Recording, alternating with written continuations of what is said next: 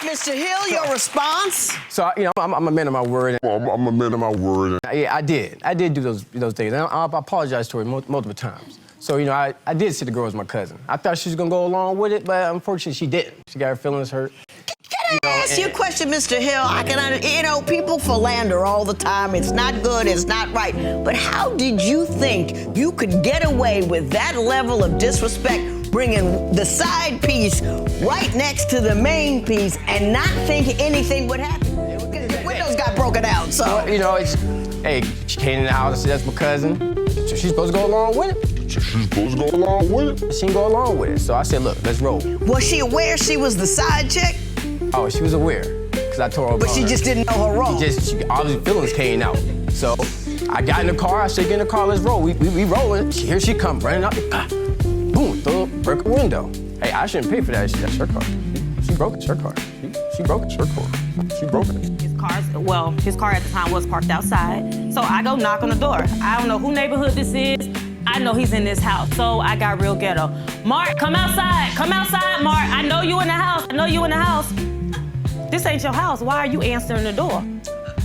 And when he comes to the door, he had on his boxers and no shirt. So I pushed him in the house, and I go in, so it's a female upstairs, standing in her panties and bra. Oh, hi, oh, hi. Wait, what? What's going on? He said to me that he had to put her in the bed because she was drunk. He said he had to take his clothes off because he had to help her. He said to me that he had to put her in the bed because she was drunk. That don't make sense. What do you mean that you had to take off your clothes to help her? It's called gaslighting. Mr. Hill? All right. Your response to that would be I'm what? gonna tell the truth. The girl I bought, you know, it was a little chick I picked up. Little chick I picked up. You know, and I was like, look, we're going to a cookout. Just come on, have a good time. I ain't want to bring her because she knows her little, she have an attitude all the time. She have an attitude all the time. Prior to that night, we had an argument, so I would definitely not bring her. You know, so I, it's cool, woo-woo. Hey, you want to come and hang out with me and my cousins at the cookout? She came, you know. Next thing you know, I went back to the house. This guy, look at that smile when he's thinking about it. It went down a little bit, you know. Shara happened to come and see me in my boxes and stuff like that, but she wasn't supposed to be home. She wasn't supposed to be home. So that was her fault.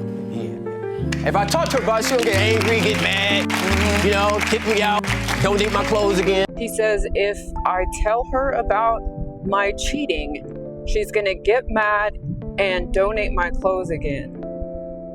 Well, poor you. You just can't even talk to her. She just won't listen. The judge is about to school him, though. This judge, Toler, is a genius. Donate my clothes again. Do you feel at all insincere and unkind and foul? Insincere and unkind and foul. When you have a woman, you say she is your woman, but you keep sleeping with other women. I do. Driving to work, I'd be like, dang, I gotta start being a better man for her. But she needs to start being a better woman than me. She needs to start being a better woman than me. In what way? More nurturing. I had a long day at work, come downstairs and comfort me. She don't do things like that no more. You know why, right? It's my part, though. Because you were trifling somebody. And don't nobody want to take care of a trifling somebody. All right, I'll take that. And you're right. You ain't got no choice but to take it. You say you can't talk to her about anything because she gets emotional. Explain that to me. Oh, she get emotional. She want to hit, break windows, donate clothes, PlayStation broken. Every time she get mad, I'm like, oh, I gotta have everything in the house. Ms. Ellis, I gotta ask you something. How much sense does it make for you to tear up your stuff, his stuff, or any stuff because you're angry? In my defense, I can't kill him. I think that was an honest answer on her part. I think that people were laughing, but I think she was dead serious. No pun intended. I break his stuff, and I'm not replacing it. He is. I broke my car windows out. It's cool. It was an old car anyways. It don't matter. I'm not replacing none of his stuff. He goes out and he dogs me out like I'm a piece of trash. Ms. Ellis, why did you stay with him 5 years? Stay with him 5 years. I mean, he wasn't even close to acting right. He wasn't even trying to do it on a down low. He was bringing his side pieces to the crib. I didn't know. I did not know that those were his side pieces. I legit. But once you found out, you broke his car window and then stayed. Because that's all I know. I don't know nobody else. How old are you? 28. You know, throughout this whole episode, not one person could get her, this poor girl, a tissue. I don't want to start over. I can have a disease for 5 years, but I still want to get rid of it. I'm used to the disease. I know what it's like. I know the pain that it brings me, but I still want to get cured. You need to get cured of this particular disease. Your cousin sent us a tape because she wanted to talk to me. So it's Marquita Briscoe, and she sent me a tape, and I want you to turn around and we're gonna watch it. He's cheated on her more than 20 times. And I would say about maybe twice a month with different people, or when he takes her car, because he takes her car often. So when she doesn't have a ride, she calls me. And I'm like, well, where's your vehicle? And she says, well, Mark has it. Where's Mark? He's not answering. You don't answer, you with the female, put two and two together. Don't be dumb about it. Don't be dumb about it. Pretty much when he takes a car, he's usually going with some female. It's not work. I don't care what type of work he says he does, what clients he's meeting. No. Come on now. And then on top of that, if we go out, say it's like a group of us, and we go have like a double date or just a function, he'll look at other females. You know these things. He's disrespecting you in your face, and you're doing nothing but staying. It's just one thing after the next, and like I said, I stayed with him because I love him, and the sex is good. I'm not gonna lie. Good sex is rampant. It's not just him. Letting you know. Him, and then I'm gonna talk to you. The money, $500. You can't tag him financially for the foolishness that you do. I don't care whether he was the impetus for the foolishness. I don't care whether he was the reason you got upset or not. But you're responsible for what you do. The way to respond to that kind of crap is to do what I'm about to do. I'm gonna show you in a minute. Now y'all gotta watch his face coming up here. He's like, oh shoot.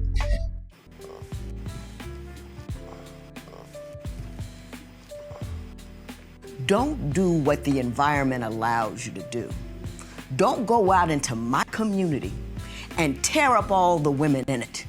Don't go out there and destroy your community. You need to defend it. You cannot defend your community when you're hurting people on an ongoing basis. It is rude, tacky, trifling, and low down. It is rude, tacky, trifling, and low down. And you have an obligation to people other than yourself and your nether regions. And if you're not a better man than that, what you need to do is tell the women that you get with that you ain't about nothing, that you ain't right, that you ain't good.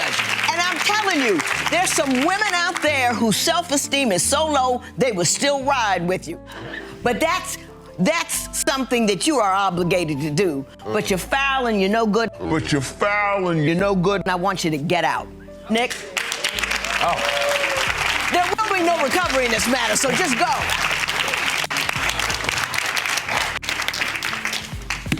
That, my lady, is how you treat a man who ain't no good. You put him out. You put him out. You put him out. Now, I can only get so tied up in how you feel because you can't make people do right by you. but you can decide how often you let them do you wrong. And you keep letting him do you wrong. You get indignant and upset and hurt and destroyed. He's tearing up your self-esteem. You can't, you feel horrible all the time, but you continue to choose to do so. As if he's going to change. Why would he change? You never leave. You never leave. Women tell me all the time, I don't want to start over. What do you mean? What do you mean? It doesn't get any uglier than this. You feel horrible. You are never secure, you're never happy, and you continue to choose it because you're too afraid to take that move. I'm gonna give you a book. It's called Dear Sonali, Letters to a Daughter I Never Had. I got a whole chapter on how to get rid of a dude and what you should do. You are who you are. You are your mind, your abilities, your effort, your achievements. Having him adds nothing to you other than pain and agony. What for? What for? What for? If you don't hear anything else today, he'll never get any better. He will only get worse. Why sign on for that type of hell? Something tells me that Judge Toler may have some personal experience with this type of a person. She also is a judge and she sees a lot of skanky, shiesty people. And let me tell you something. If you're afraid you just can't get another dude, because I know the market's tight, I get that part.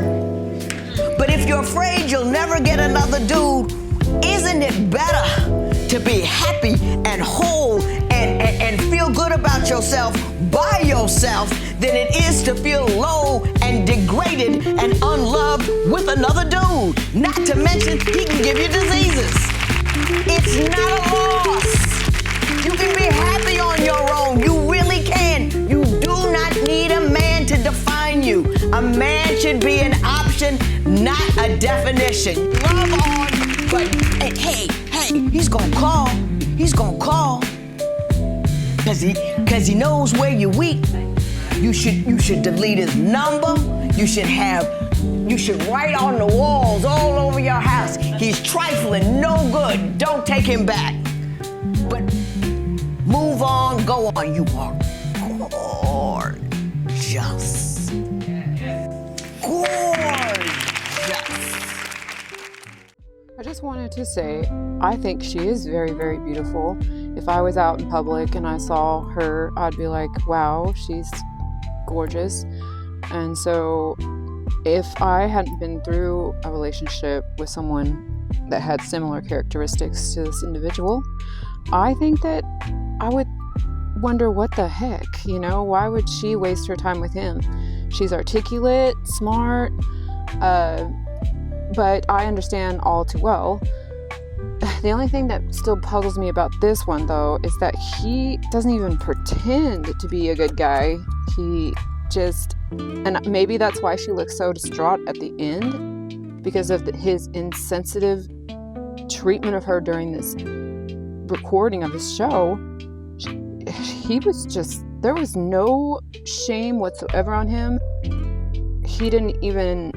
There wasn't even an ounce of concern for her feelings. It was just, he's awful.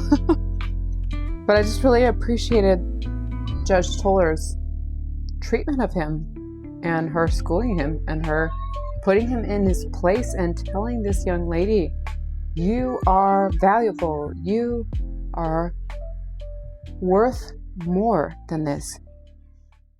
And you have far more value than he's able to give you.